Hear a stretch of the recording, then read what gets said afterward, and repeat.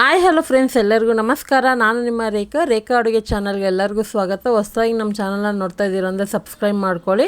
ಇವತ್ತು ಬಂದ್ಬಿಟ್ಟು ಚಪಾತಿಗೆ ಒಂದು ಈಸಿಯಾಗಿ ಮಾಡೋ ಥರ ಸಿಂಪಲ್ಲಾಗಿ ಪನ್ನೀರ್ ಆನಿಯನ್ ಸಬ್ಜಿ ರೆಸಿಪಿ ತೋರಿಸ್ಕೊಡ್ತಾ ಇದ್ದೀನಿ. ತುಂಬಾ ಚೆನ್ನಾಗಿರುತ್ತೆ ಈ ಕ್ಲೈಮೇಟ್ಗೆ ಚಪಾತಿ ಜೊತೆ ತಿನ್ನೋದಕ್ಕೆ. ಖಂಡಿತ ಇವತ್ತಿನ ರೆಸಿಪಿ ನಿಮಗೆ ಇಷ್ಟ ಆಯ್ತು ಅಂದರೆ ಒಂದು ಲೈಕ್ ಮಾಡಿ, ಶೇರ್ ಮಾಡಿ, ಯಾವ ಥರ ಇತ್ತು ಅಂತ ಕಮೆಂಟ್ ಮಾಡಿ. ಬನ್ನಿ ಇವಾಗ ಯಾವ ರೀತಿ ಪನ್ನೀರ್ ಆನಿಯನ್ ಸಬ್ಜಿ ಮಾಡೋದಂತ ನೋಡ್ಕೊಬರೋಣ. ಇದೊಂದು ನಾರ್ತ್ ಇಂಡಿಯನ್ ಸ್ಟೈಲ್ ರೆಸಿಪಿ ಅಂತಲೇ ಹೇಳ್ಬೋದು. ಸೊ ತುಂಬಾ ಚೆನ್ನಾಗಿರುತ್ತೆ, ಟ್ರೈ ಮಾಡಿ ನೋಡಿ. ಬ್ಯಾಚುಲರ್ ಸಹ ಈಸಿಯಾಗಿ ಮಾಡ್ಕೋಬೋದು.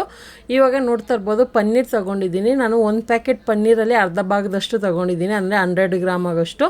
ಹಾಗೆ ಒಂದು ಅರ್ಧ ಕಪ್ ಆಗೋಷ್ಟು ಮೊಸರು ಹಾಕಿ ಇದನ್ನು ಸ್ವಲ್ಪ ಪೇಸ್ಟ್ ಮಾಡ್ಕೊಳ್ಳೋಣ. ಸ್ವಲ್ಪ ತರಕಾರಿ ಇದ್ರೂ ಪರವಾಗಿಲ್ಲ. ಸೊ ಇವಾಗ ಇದನ್ನು ರುಬ್ಬಿಟ್ಕೊಂಡಿದ್ದೀನಿ. ಇವಾಗ ನೋಡ್ತಾ ಇರ್ಬೋದು ರುಬ್ಬಿರೋದು ಈ ಥರ ಕ್ರೀಮಿ ಟೆಕ್ಸ್ಚರಲ್ಲಿರುತ್ತೆ. ಸ್ಟವ್ ಮೇಲೆ ಒಂದು ಫ್ರೈ ಪ್ಯಾನು ಕಡಾಯ ಇಟ್ಕೊಂಡು ಒಂದಕ್ಕೆ 2-3 ಟೇಬಲ್ ಸ್ಪೂನ್ ಎಣ್ಣೆ ಹಾಕ್ಕೊಳ್ಳಿ. ಆನಂತರ ಜೀರಿಗೆ ಹಾಕ್ಕೊತಾ ಇದ್ದೀನಿ. ಒಗ್ಗರಣೆಗೆ ಜೀರಿಗೆ, ಸಾಸಿವೆ ಬೇಕಂದ್ರೆ ಹಾಕೋಬೋದು.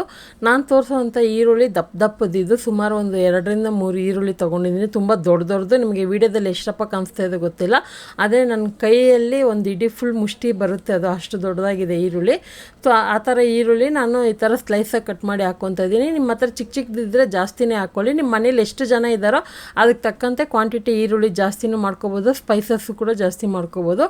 ಈರುಳ್ಳಿ ಒಂದು ಸ್ವಲ್ಪ ಕನ್ನಡಿ ಥರ ಫ್ರೈ ಆಗುತ್ತಲ್ಲ, ಕಲರ್ ಚೇಂಜ್ ಆಗುತ್ತಲ್ಲ, ಶೈನಿಂಗ್ ಹೊಡಿತಲ್ಲ, ಅಂಥ ಟೈಮ್ಗೆ ಕರ್ಬೇವಿನ ಸೊಪ್ಪು ಒಂದು ಅರ್ಧ ಟೀ ಸ್ಪೂನ್ ಆಗೋಷ್ಟು ಶುಂಠಿ ಬೆಳ್ಳುಳ್ಳಿ ಪೇಸ್ಟ್ ಹಾಕ್ಕೊತಾ ಇದ್ದೀನಿ. ಶುಂಠಿ ಬೆಳ್ಳುಳ್ಳಿ ಪೇಸ್ಟ್ ಇದ್ದರೆ ಹಾಕ್ಕೊಳ್ಳಿ, ಇಲ್ಲಾಂದ್ರೂ ನಡೆಯುತ್ತೆ. ಟೇಸ್ಟ್ ಡಿಫ್ರೆಂಟ್ ಫ್ಲೇವರ್ ಸಿಗುತ್ತೆ.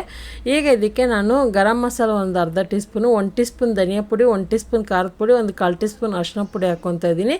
ತುಂಬಾ ಬೇಸಿಕ್ ಮಸಾಲೆ, ಟೇಸ್ಟ್ ಮಾತ್ರ ಅಲ್ಟಿಮೇಟ್ ಆಗಿರುತ್ತೆ. ಚಪಾತಿ ರೋಟಿಗೆಲ್ಲ ಸೂಪರಾಗಿರುತ್ತೆ. ಹಾಗೆ ರುಚಿಗೆ ತಕ್ಕಷ್ಟು ಉಪ್ಪು ಹಾಕ್ಕೊತಾ ಇದ್ದೀನಿ. ಇವಾಗ ಹಾಕ್ಕೊಂಡಿದ್ದೀನಲ್ಲ ಒಂದು ಸರಿ ಮಿಕ್ಸ್ ಮಾಡ್ಕೊಳ್ಳೋಣ. ತುಂಬಾ ಈಸಿ, ಒಂದು 10 ನಿಮಿಷದಲ್ಲೇ ಆಗೋಗುತ್ತೆ.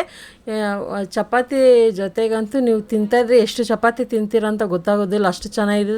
ನಾನು ಕೂಡ ಚಪಾತಿಗಂತಲೇ ಸೈಡ್ ಡಿಶ್ ರೆಸಿಪಿ ಎಷ್ಟೊಂದು ವೆರೈಟಿ ಹಾಕಿದ್ದೀನಿ, ನೀವು ನೋಡಿಲ್ಲ ಅಂದರೆ ಚೆಕ್ ಮಾಡಿ.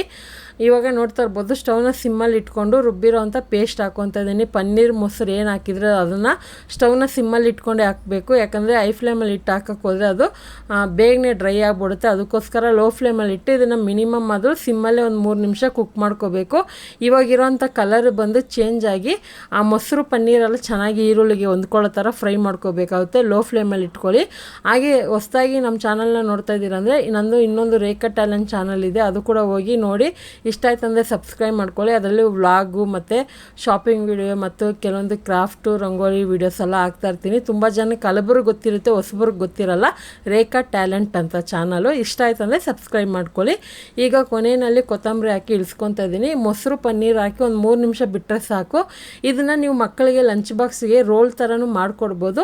ಫೈನಲ್ ಆಗಿ ಇದಕ್ಕೆ ಇನ್ನೊಂದು ಏನು ಆ್ಯಡ್ ಮಾಡ್ತಾ ಇದ್ದೀನಿ ಅಂದರೆ ಒಂದು 10 ಹಸಿರು ಮೆಣಸಿನ್ಕಾಯಿನ 1 ಟೇಬಲ್ ಸ್ಪೂನ್ ಎಣ್ಣೆಯಲ್ಲಿ ಕಟ್ ಮಾಡಿ ಹಾಕಿ ಚೆನ್ನಾಗಿ ಫ್ರೈ ಮಾಡಿ ಹಾಕ್ಕೊಳ್ಳಿ. ಸೂಪರಾಗಿರುತ್ತೆ. ಖಾರ ತಿನ್ನೋರ್ಗಂತೂ ಮೆಣಸಿನ್ಕಾಯಿ ಹಾಕಿದ್ರೆ ಇನ್ನೂ ಸಖತ್ತಾಗಿರುತ್ತೆ. ಚಪಾತಿ ಜೊತೆಗೆ ಆ ಮೆಣಸಿನ್ಕಾಯಿ ಅರ್ಧ ಕಚ್ಕೊಂಡು ತಿಂತಾಯಿದ್ರೆ ಸೂಪರಾಗಿರುತ್ತೆ. ಅದರಲ್ಲೂ ಎಣ್ಣೆಯಲ್ಲಿ ಫ್ರೈ ಮಾಡಿರೋಂಥ ಹಸಿ ಮೆಣಸಿನ್ಕಾಯಿ ಹಾಕ್ಕೊಳ್ಳಿ. ಒಂದು ಸ್ವಲ್ಪ ಉಪ್ಪು ಸಹ ಹಾಕ್ಕೊಳ್ಳಿ. ಆನಂತರ ಇವಾಗ ನೋಡಿ ಸರ್ವ್ ಮಾಡ್ಕೊತಾ ಇದ್ದೀನಿ. ಖಂಡಿತ ಇವತ್ತಿನ ರೆಸಿಪಿ ನಿಮಗೆ ಇಷ್ಟ ಆಗಿರುತ್ತೆ, ಯಾಕಂದರೆ ಈಸಿಯಾಗಿ ಮಾಡೋದು ತೋರಿಸ್ಕೊಟ್ಟಿದ್ದೀನಿ. ಇಷ್ಟ ಆಯ್ತು ಅಂದರೆ ಒಂದು ಲೈಕ್ ಮಾಡಿ, ಶೇರ್ ಮಾಡಿ, ಯಾವ ಥರ ಇತ್ತು ಅಂತ ಕಮೆಂಟ್ ಮಾಡಿ. ರೇಖಾ ಅಡುಗೆ ಚಾನಲ್ನ ಸಬ್ಸ್ಕ್ರೈಬ್ ಮಾಡ್ಕೊಳ್ಳಿ. ಈ ವಿಡಿಯೋ ನೋಡಿದ್ದಕ್ಕಾಗಿ ಎಲ್ಲರಿಗೂ ಧನ್ಯವಾದಗಳು.